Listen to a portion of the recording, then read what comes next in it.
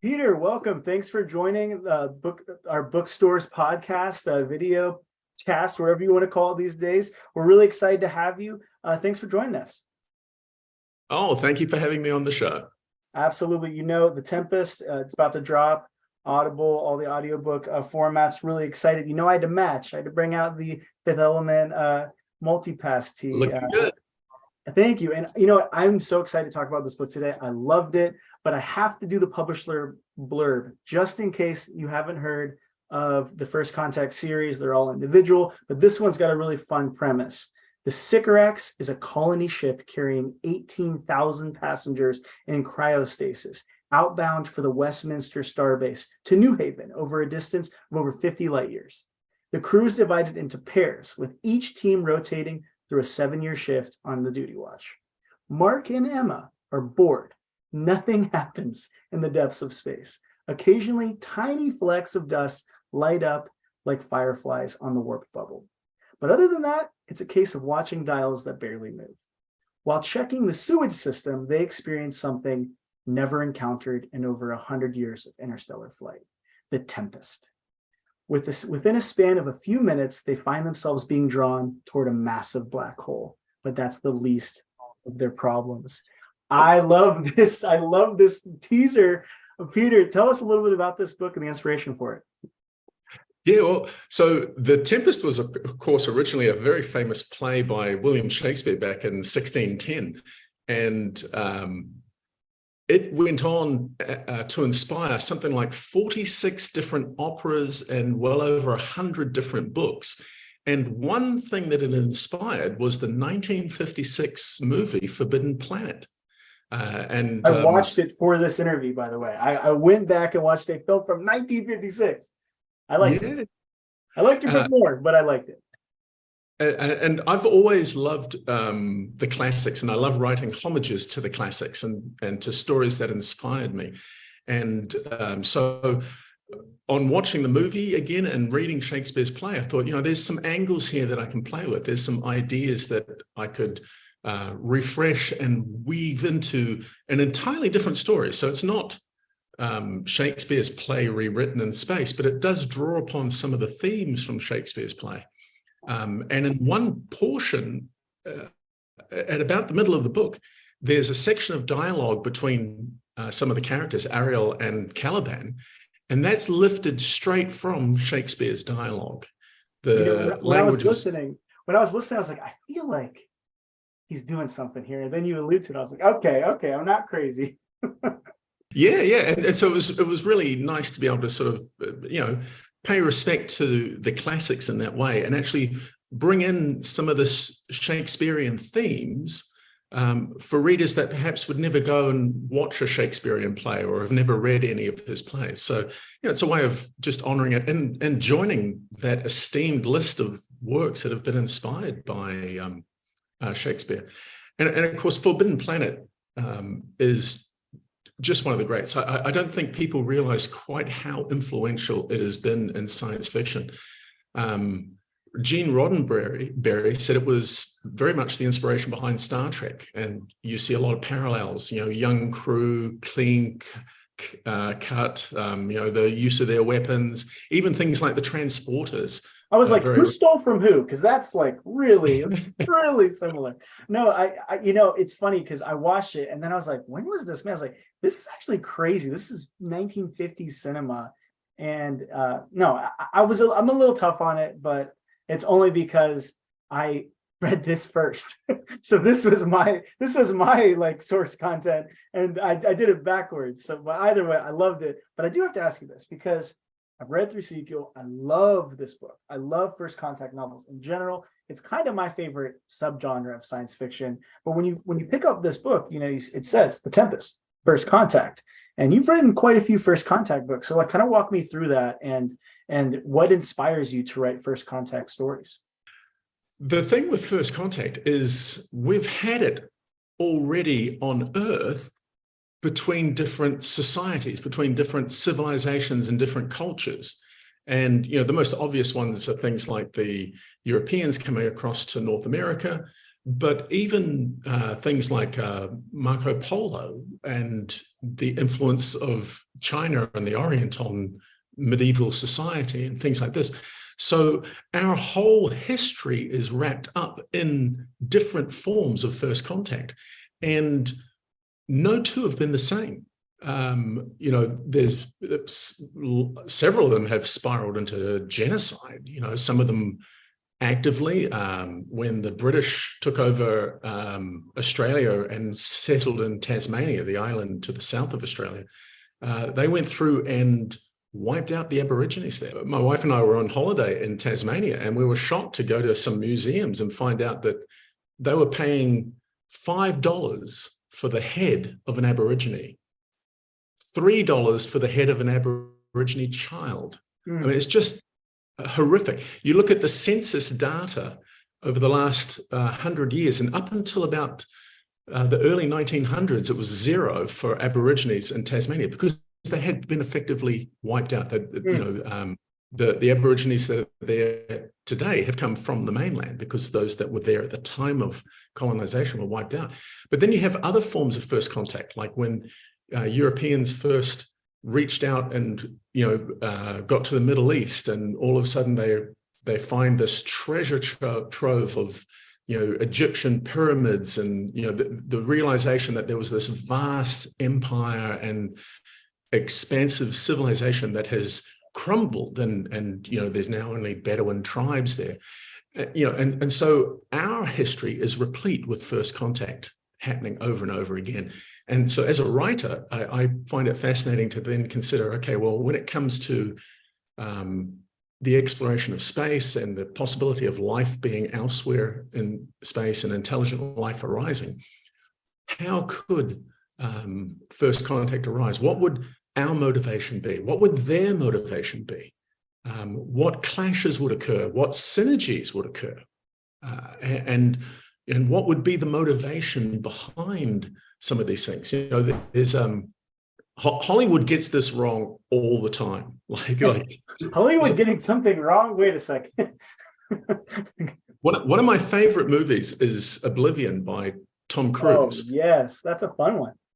Yeah, the visuals are amazing. The action is incredible. But the underlying premise is just so wrong, that aliens come to steal our water.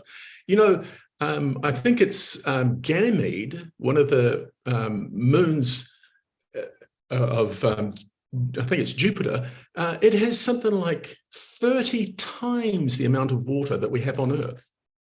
If you want water, you can just go there and pick it up. Maybe they took all of Ganymede's water and then they came for our water. We don't know. Maybe they have an insatiable thirst, Peter, that they can't. No, so I like to look at.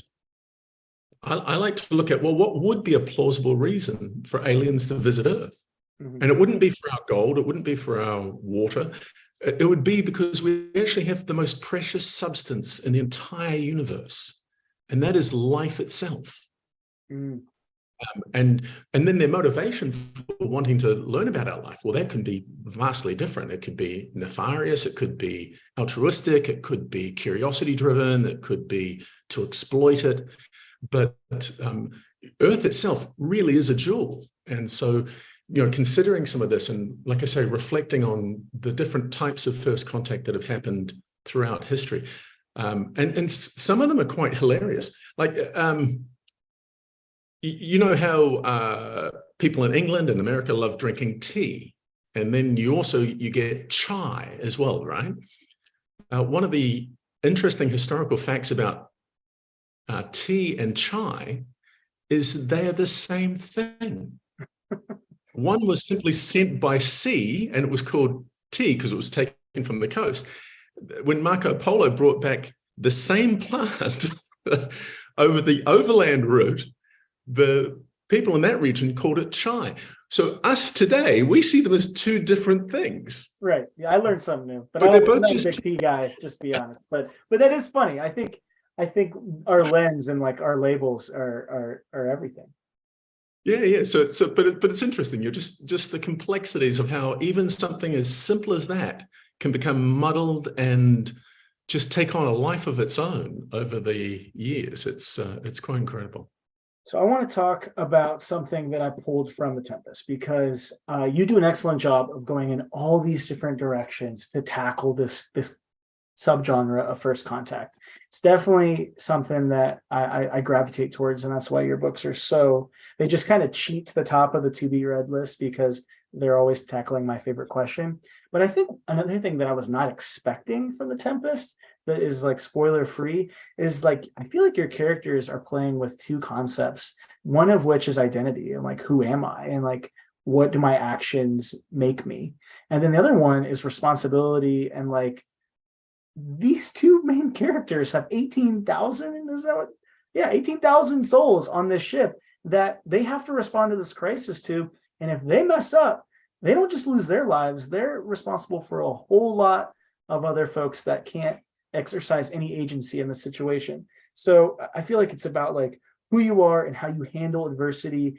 And I'm just curious if you could like unpackage that underlying pressure that you kind of like strap to the story. Yeah, well, and I think this is an important part too of storytelling, because it's about I always think that the protagonist of a story is the reader themselves. When you're reading a story, you're putting yourself in the shoes of that protagonist, and so you're seeing the story unfold as though it was you that was living through it.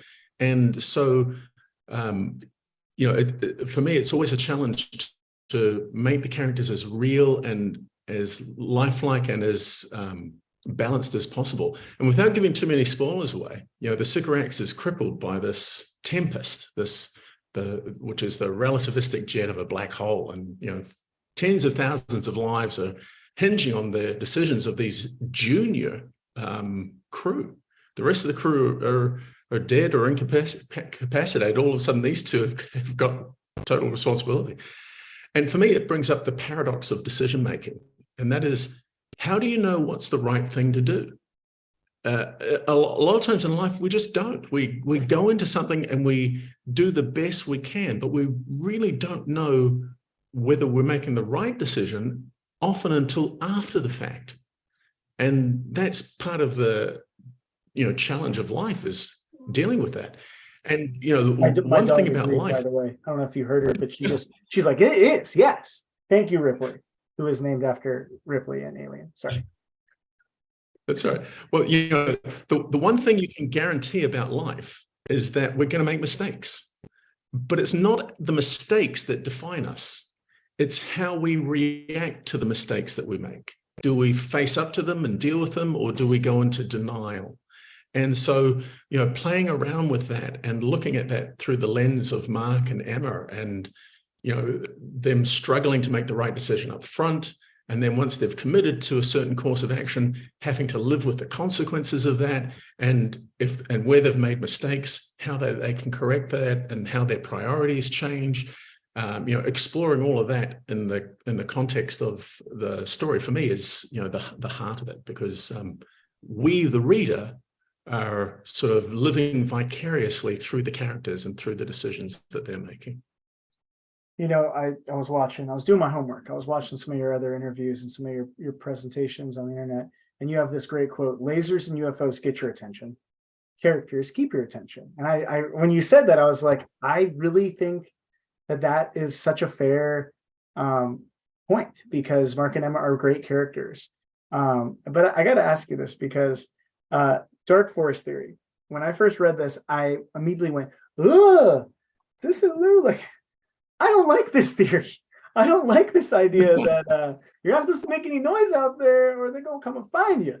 So without giving anything away in the Tempest, and you even have a piece in the back about kind of hollering at Citizen Lou for this Dark Forest Theory. What's your take on it without giving away any spoilers? Like this concept, it maybe just kind of in general. Yeah, sure. So the Fermi paradox is basically, where is everybody? We look out into space and all we see is silence. We sort of expect that there would be other planets similar to ours, other intelligence similar to ours. Why don't we, we're radiating we're sending radio waves out into space, why aren't others sending out similar waves and we can hear them? And so that we just have this silence. And the question is, why is that silence there? And there's probably 10 to 15 possible answers. And one of them is the one that we're talking about here, the dark forest. And it sort of suggests that, you know, if you're in a dark, scary forest, the best survival strategy is to stay quiet, because if you go through just making noise and crashing through like a bull in a china shop, you're just going to attract the tigers or the lions or the leopards that are there. And so, yes, Chinese author Shixin Liu, who wrote The Three-Body Problem, coined the phrase, you don't shout in a dark forest. And it's one of the possible explanations for why we don't see other life out there, that everybody's staying quiet so that they don't attract sort of super predators, if you like. My thoughts on it personally is that it might be part of the answer, but I don't think it would be the whole answer, just because we're blundering through the forest at the moment, making lots and lots of noise. And no one's turned blast I Love Lucy out into the cosmos, just constantly blast all of our telecommunications as far as we can. Yeah. And so you would expect that there would be other civilizations that are at a similar sort of a phase. You know, they haven't sort of figured out they're in the dark forest yet. So we would sort of think, well, maybe we'd see at least a few people who are still figuring out this dark forest. But it's probably the most terrifying of the options, because it's the it's the one that has a very bad outcome for us. I read a phrase recently, and it said, you know, the reason humans are afraid of aliens, you know, because we have lots of movies that, you know, have this fearful approach to aliens, like Aliens itself, is because we're afraid aliens will treat us the way we treat other animals. And I think there's some merit to that. And that's probably behind the whole concept of the dark forest as well. That, you know, at the moment, we're at the top of the food pyramid or the food matrix. You know, we're the apex predator. We're the species that is not only in control of this planet, but has the ability to determine its future and can reshape our environment and all this sort of stuff. And what if somebody else came above us? How would they then sort of treat us? And of course, one fear is that it would be extermination, that it would be genocide, and that's the dark forest.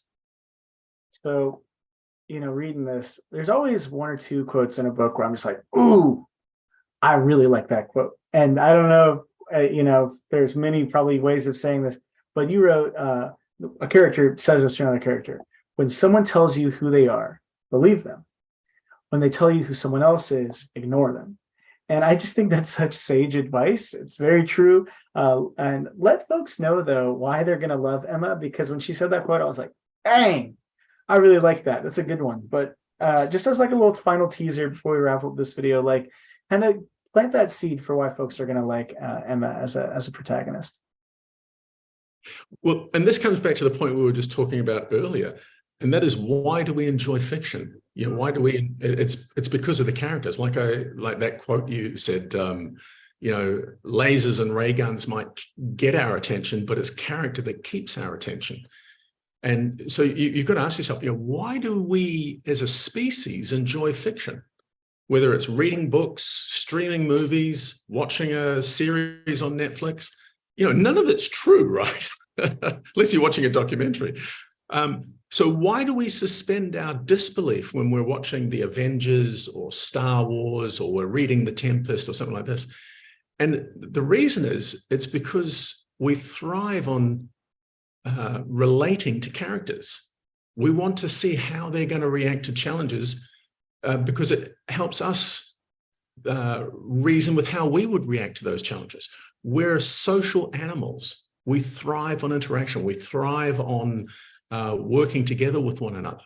And fiction gives us the chance to sort of role play that. It gives us the opportunity to walk in somebody else's shoes in a situation that we'll never be in. You know, I'll never be in a crippled starship that's spiraling in towards a black hole and, eventually ends up on this dark frozen moon. And I think the thing that makes Mark and Emma compelling is they're not superheroes. They're not geniuses. They don't have everything figured out. They have to rise to the challenge that's before them. And that's something we all do in life. We're all rising to different challenges that face us at work, with our families and social interactions. And fiction gives us the chance to let our hair down and see that in a different light and in a different context. No, yeah, that's so well put. We all face our own adversity. And I think whether it's on a moon or, in the Congo forest, like in Ezekiel, like it allows us to explore, so many other things. I can't stress enough, like, you're 2 for 2, and I know you've written quite a few of these first contact books. So I'm just saying, I'm going to put you, my last kind of bonus question is, I've got, what is it? Anomaly and Wherever Seeds May Fall. Which one should I read next? Let me know. That's like asking me which of my kids is my favorite. Yeah, no, like which one should I do next? I know Anomaly's got the most Goodread reviews, so I don't know if I want to keep giving this one the lead or if I should go Wherever Seeds May Fall, but you got to pick. They're written about 10 years apart. I definitely think Anomaly is fascinating because it's trying to think about the most unusual way in which first contact could occur. So there's no spaceship. You don't see the spaceship. Don't give me a spoiler. Don't give me a spoiler. I'm going to read it. And it's all about reasoning and trying to figure things out. Wherever Seeds May Fall was written sort of during the pandemic. So it reflects a lot more modern themes and stylings and ideas. And yeah, I love them both. I'm a big adherent of yours. If you're watching and you watch this, like, you can't go wrong with Peter's work. Thank you so much for elevating your stories through Postmark from the Stars. This is a science fiction bookstore that we want to elevate great sci-fi. Yes, I read hundreds of sci-fi books, but we also want to elevate great sci-fi authors. So thank you for spending a little bit of time. And we did it in under 25 minutes. That's pretty good. Thank you very much for having me. Thank you, Peter.